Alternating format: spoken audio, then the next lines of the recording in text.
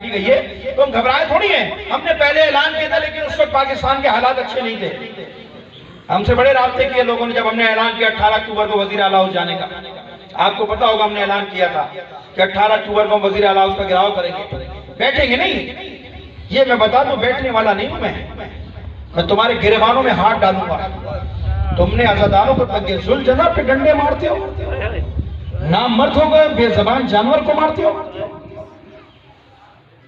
اتنا ظلم ہے کہ تم امام حسین کے ذوالجناح پہ ڈنڈا مارو گے خاموش بیٹھ جاؤ, تم عزاداروں پہ شیلنگ کرو گے خاموش بیٹھ جاؤ.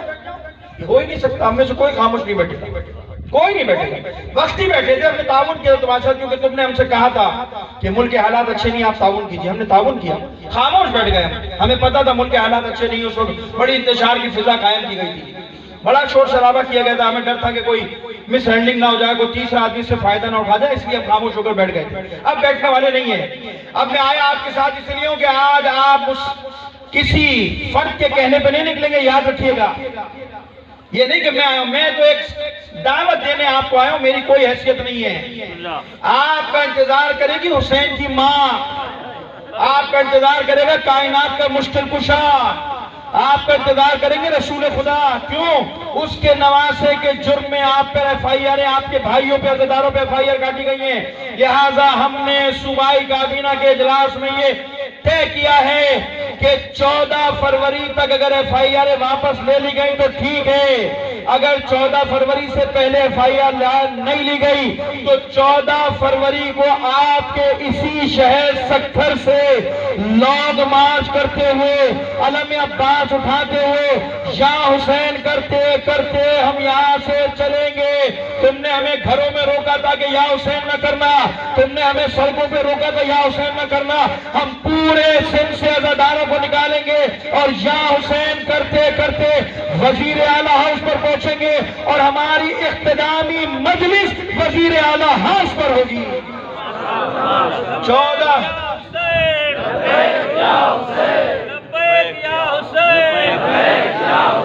14 فروری کے لیے تیار ہو جائیے. 14 فروری کو یہاں سے سکھر پریس کلب سے لانگ مارچ شروع کریں گے کراچی وزیر اعلیٰ ہاؤس تک. چھوٹے چھوٹے علم بنائیے, کفن بنائیے. جو تمہیں گرفتاریوں سے ڈراتے تھے, ہم آئے اجتماعی گرفتاریاں دینے, ہمیں سب کو بند کرو. ہم سب گرفتاریاں دیں گے, ہم گرفتاری سے ڈرنے والے. کفن اس لیے پہن کے آئیے کہ اگر موت کا بھی کسی کو خوف ہو تو بتا دو, ہم کفن پہن کے آئیں, ڈرنے والے نہیں ہیں. ہم تو ساری تیاری کر کے آئیں گے, لیکن یہ نہیں ہوگا اس ملک میں کہ تمہارے باپ کا ملک نہیں ہے کہ تم اس پہ حسین کے نام پر عزاداری پہ مجلس و ایف آئی آر کاٹو گے. یہ قابل قبول. تیاری کیجیے, کل مادر حسین آپ کا انتظار کریں. خوف زدہ مت ہونا, کیا ہو جائے گا, بہت زیادہ گرفتار ہو جاؤ گے. کیا ہوا, گرفتاری ہماری میراث نہیں ہے کیا؟ کوئی شہادت ہماری میراث ہے تو گرفتاری بھی آئمہ کا ورثہ ہے. کوئی 14 سال زندان میں رہا, کوئی کئی سال ہتھکڑیاں پہن کر کربلا سے شام تک جاتا رہا, ہوا یا نہیں ہوا سب کچھ؟ تو یہ سارے اس راستے کے اندر ہیں چیزیں, گھبرانے کی ضرورت ہے. 14 فروری کو انشاءاللہ تعالی آپ کی اور ہماری ملاقات ہوگی سکھر پریس کلب پر. بھرپور طاقت کے ساتھ آئیے گا, لوگوں کو آمادہ کیجئے, یہاں سے پیغام لے جائیے. اپنے گوٹوں میں, دیہاتوں میں علماء موجود ہیں, اپنے جمعوں کے خطبات میں, مجلسوں میں, ایام فاطمیہ کا دوسرا بھی سلسلہ چل رہا ہے, اس میں مجلسوں میں بیان کیجئے, لوگوں کو دیجئے. یہ جو سوشل میڈیا آپ کے ہاتھ میں موبائل ہے, دنیا کی ساری چیزیں اس پہ ہوتی ہے, اپنی طرف سے 2-2 منٹ کے کلپ بنا کے ڈالیے کہ نکلو امام حسین کے عزاداری کے تحفظ کے لیے. اس تحفظ مارچ کا نام ہم نے رکھا ہے تحفظ عزا مارچ. تحفظ عزا مارچ رکھا ہے. آپ تمام لوگ ٹویٹر کے اوپر, سوشل میڈیا کے اوپر بتا دو پوری دنیا کو ہم پر ظلم ہوا ہے, ہم حسین کی محبت میں باہر نکلے تھے, ہمارے لوگوں پر ناجائز ایف آئی آر کاٹی گئی ہے. اگر ایف آئی آر واپس نہیں لی تو پھر ہم کی پوری مثبت طاقت کا استعمال کریں گے. یہی پیغام تھا, میں نے آپ کو دے دیا.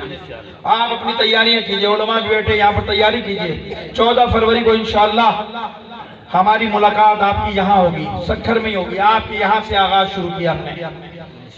بس عزیزو ختم کر دیا میں نے بیان کو. 2-4 چاہتا ہوں مصائب کے جملے بھی پڑھ دیں. ایام فاطمیہ چل رہے ہیں نا, بیوی کی شہادت کے ایام ہیں. مجھے امام سے بتاؤ تم نے امام حسین کی محبت میں ڈنڈے کھائے تھے نہیں کھائے؟ مرد ہو یا نہ ہو؟ اور جب علی کے گلے میں رسی ڈال کے کھینچا گیا نا گھر سے، تو بی بی زہرا نے علی کا دامن پکڑ لیا تھا۔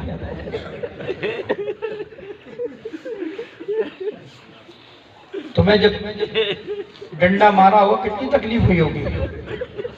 خدا کی قسم جب زہرا نے علی کا دامن نہیں چھوڑا تھا نا، تو کنفذ نامی خبیث نے فاطمہ کے بازو پر تازیانہ مارا، اور تازیانہ اتنا شدید تھا کہ زہرا تڑپ کر رہ گئی۔ علماء بیٹھے، روایات میں لکھا ہے کہ جب تک زہرا زندہ رہی ہیں، نماز جب پڑھنے کے لیے زہرا کھڑی ہوتی تھی اور دعائے قنوت کے لیے جب ہاتھ بلند کرتی تھی نا، تو تازیانے کی تکلیف اور درد کی وجہ سے زہرا کا ایک ہاتھ نہیں اٹھتا تھا، زہرا کا ہاتھ شل ہو گیا تھا۔ عزاداران حسین، ایک عالم نے، آیت اللہ اشتیاردی نے شاید اس کتاب میں اپنے واقعہ لکھا ہے، ایک عالم نے تہران کے اندر مجلس میں جناب زہرا کے مصائب پڑھے، مصیبت بیان کی۔ جب مجلس ختم ہو گئی تو ایک شخص بیٹھا تھا، اس کا گریہ ختم نہیں ہوتا تھا، روتا رہا۔ مجلس تمام لوگ مجلس میں شریک ہوئے تھے، وہ سب چلے گئے، یہ کونے میں بیٹھا رو رہا تھا، گریہ کر۔ بانیان مجلس نے کہا، مولانا اس جوان کو جا کر سمجھائیے، بہت گریہ کر رہا ہے، بے حال ہو چکا رو۔ عالم آگے بڑھا، اسے سینے سے لگایا، اس کے ماتھے کو چوم کر کہا، اے جوان تو اتنا کیوں رو رہا ہے؟ میں نے کئی جگہ یہ مصائب پڑھے جناب زہرا کے، آج میں نے کون سی ایسی چیز پڑھ دی کہ تجھ پر اتنا گریہ طاری ہے کہ تو بے حال ہو گیا؟ تو جانتے اس نے کیا کہا؟ اس نے ایک جملہ کہا، مولانا آپ نے کہا تھا کہ جب زہرا پر دروازہ گرا ہے جلتا ہوا تو زہرا کی 4 پسلیاں ٹوٹ گئی تھی، زہرا کی 4 پسلیاں ٹوٹ گئی تھی۔ مولانا میں ہڈیوں کا ڈاکٹر ہوں، خدا کی قسم انسان کی اگر ایک ہڈی ٹوٹ جائے تو ایک پل زندہ رہتا ہے، دوسرے پل مرتا ہے۔ مجھے نہیں معلوم کہ فاطمہ کتنی بار مرتی ہوگی، کتنی بار زندہ ہوگی۔ یہ جو آپ روایت پڑھتے ہیں جناب زہرا نے اپنا مرثیہ پڑھا، صبت علی المصائب لامنہ، بابا تیرے بعد ایسے مصائب ٹوٹے، اگر یہ دنوں پہ پڑھتے تو رات کی تاریخی میں بدل جاتے، اگر یہ پہاڑوں پہ ٹوٹتے تو پہاڑ ریزہ ریزہ ہو جاتے۔ کیا مصائب تھے زہرا کے؟ ابھی رسول کی آنکھ بند ہوئے 30واں دن گزرا ہے، لوگ علی کے دروازے پر آگ لے گئے، علی زہرا علی کو باہر نکالو، اور جب علی باہر نہ نکلے تو ایک ملعون خبیث آواز دے کر کہتے ہیں دروازے کو جلا دو۔ پشت کے دروازے پر دیوار کے درمیان جناب زہرا کھڑی ہیں۔ جب دروازہ جلنا شروع ہوا نا، زہرا کو امید نہیں تھی کہ امت مسلمان میرے گھر کو جلا دیں گے۔ جب دروازہ جلایا ہے نا، دروازہ جلنے کے سبب سے آہستہ آہستہ دروازے نے آگ پکڑی ہے، اور جب دروازہ کمزور ہوا نا تو ایک خبیث آواز دے کر کہتے ہیں دروازے کو گرا دو۔ مجھے نہیں معلوم اس کے بعد کیا ہوا، ایک خبیث آگے بڑھا، اس نے دروازے پر لات ماری ہے، ادھر دروازے پر لات لگی، چلتا ہوا دروازہ زہرا پہ گرا۔ مجھے نہیں معلوم زہرا پر کیا گزری، لیکن زہرا کی ایک فریاد بلند ہوئی، اسماء اسماء مجھے سہارا دے، اسماء مجھے سنبھال لے، میرا محسن مارا گیا، اسماء میری پسلیاں ٹوٹ گئی۔ عزاداروں یہی تو در تھا جو زہرا اس دنیا سے لے کر جا رہی ہے۔ ظالم گھر میں داخل ہوئے، علی کے گلے میں رسی ڈال کر کھینچیے، اور زہرا کہتی ہے ظالموں ابن حسن کو چھوڑ دو، ظالموں علی کو چھوڑ دو، علی نے تمہارا کیا کیا؟ جب زہرا کی فریاد نہ سنی تو زہرا رو کر کہتی ہے ظالموں اگر تم نے علی کو نہ چھوڑا تو فاطمہ اپنے سر کے بال کھول دے گی اور خدا کی بارگاہ میں بد دعا کرے گی۔ سلمان کہتے ہیں ابھی زہرا نے یہ جملے ادا کیے اور روزہ رسول اللہ شروع ہوا۔ سلمان آواز دے کر کہتے علی ارے زہرا کو روک لو، زہرا کو روک لو ورنہ اللہ اللہ کا عذاب آ جائے گا۔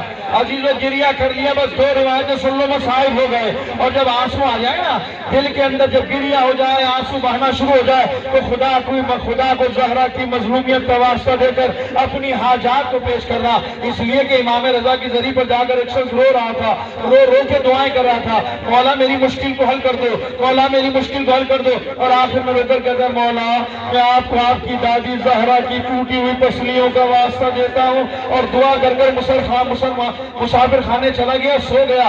عالم خواب میں دیکھا امام رضا آئے ہیں، رو رہے ہیں اور رو کر کہہ رہے ہیں، اے بھائی اے مومن، میں نے تیری دعا کو قبول کر لیا، میں نے تیری حاجت کو قبول کر لیا، لیکن جب سے تو نے مجھے میری ماں فاطمہ کی ٹوٹی ہوئی پسلیوں کا واسطہ دیا ہے، میں قبر میں چین سے نہیں بیٹھ سکا۔ عزادارو، پروردگار تجھے زہرا کی مظلومیت کا واسطہ ان عزاداروں کی مشکل کو حل کر دو۔ امام حسن بیٹھے رو رہے تھے، کسی نے پوچھا مولا کیوں روتے ہو؟ کہا اپنی ماں کی مصیبت پر رو رہا ہوں۔ کہا مولا ماں کو دنیا سے گئے ہوئے کئی سال گزر گئے، آج بھی گریہ کرتے ہو؟ امام حسن کہتے تجھے نہیں معلوم کہ میری ماں فاطمہ کتنی مظلوم ہے۔ مولا کیا ہوا تھا؟ کہتا ہے جب دروازہ چل رہا تھا میں نے دیکھا دروازے کے پیچھے ایک لوہے کی کیل نکلی ہوئی تھی۔ جب ظالموں نے دروازہ جلایا، دروازہ جلنے کے سبب سے لوہے کی کیل سرخ ہو چکی تھی۔ امام حسن کہتے ہیں مت پوچھ کہ اس کے بعد کیا قیامت ٹوٹی۔ میں نے دیکھا جب ظالموں نے دروازے کو دھکا دیا تو جلتی ہوئی کیل میری ماں کے پہلو میں جا لگی۔ عزاداران حسین ظالم گھر میں داخل ہو گئے ہیں۔ فاطمہ علی کے سامنے آ کے کھڑی ہو گئی، میں تجھے علی کے قریب نہیں جانے دوں گی، میں تجھے علی کے نزدیک جانے نہیں دوں گی۔ سنو گے شیخ عباس قمی نے کیا لکھا؟ جب زہرا سامنے سے نہ ہٹی، سادات مجھے معاف کریں گے، جب زہرا سامنے سے نہ ہٹی تو شیخ عباس قمی لکھتے ایک خبیث ایک ملعون آگے بڑھا، اس نے بڑھنے کے بعد زہرا کے منہ پہ تماچا مارا، ادھر فاطمہ کے